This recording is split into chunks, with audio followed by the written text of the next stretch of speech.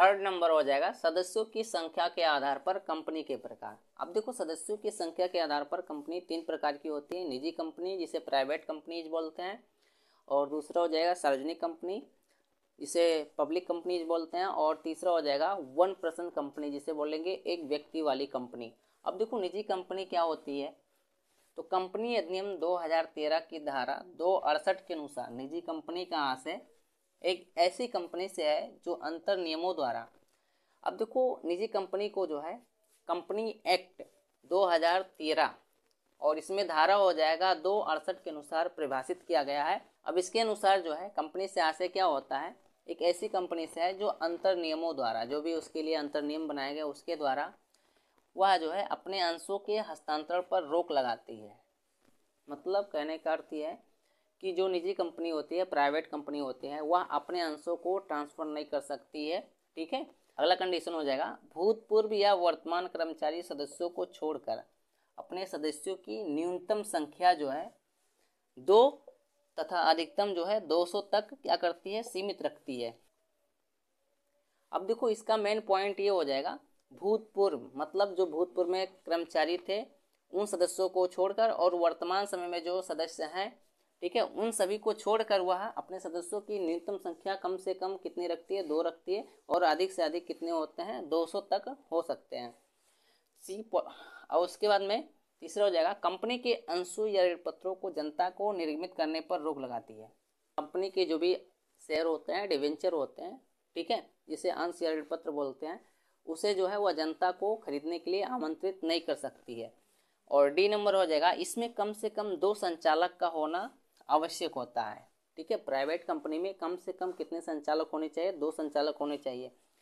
और उसके बाद में इसके नाम के अंत में प्राइवेट लिमिटेड लिखना आवश्यक होता है, और निजी कंपनी के नाम के अंत में प्राइवेट लिमिटेड शब्द का प्रयोग करना आवश्यक होता है, अनिवार्य होता है। दूसरा नंबर हो जाएगा सार्वजनिक कंपनी जिसे पब्लिक कंपनीज बोलते हैं। अब देखो पब्लिक कंपनी क्या होती है, तो कंपनी अधिनियम 2013 की धारा 271 के अनुसार, ठीक है, पब्लिक कंपनी को कंपनीज एक्ट 2013 की धारा 271 में परिभाषित किया गया है। इसके अनुसार जो है सार्वजनिक कंपनी से आशय एक ऐसी कंपनी से होता है जो कि एक निजी कंपनी नहीं है।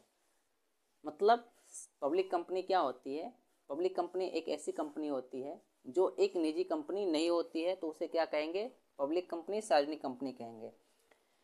अपने सदस्यों की न्यूनतम संख्या जो है 7 तथा अधिकतम जो है इसके द्वारा निर्गमित अंशों की संख्या तक सीमित होती है।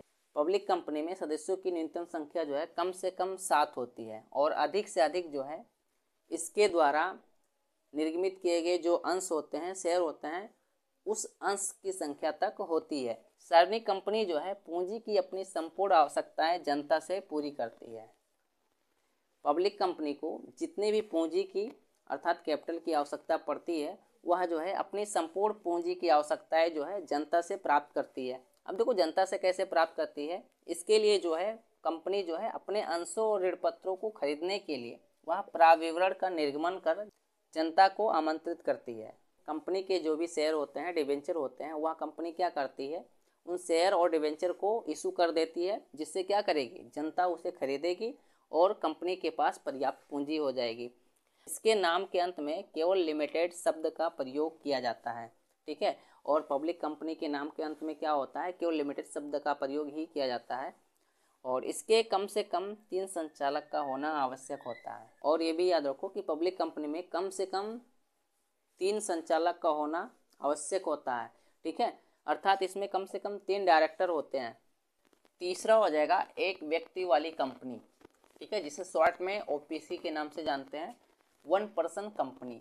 अब देखो एक व्यक्ति वाली कंपनी या 1 पर्सन कंपनी क्या होती है, तो कंपनी अधिनियम 2013 की धारा 262 के अनुसार, अब देखो एक व्यक्ति वाली कंपनी को या 1 पर्सन कंपनी को कंपनीज एक्ट 2013 की धारा 262 में परिभाषित किया गया है। ठीक है, इसके अनुसार एक व्यक्ति वाली कंपनी से आशय एक ऐसी कंपनी से है जिसमें एक ही सदस्य होता है।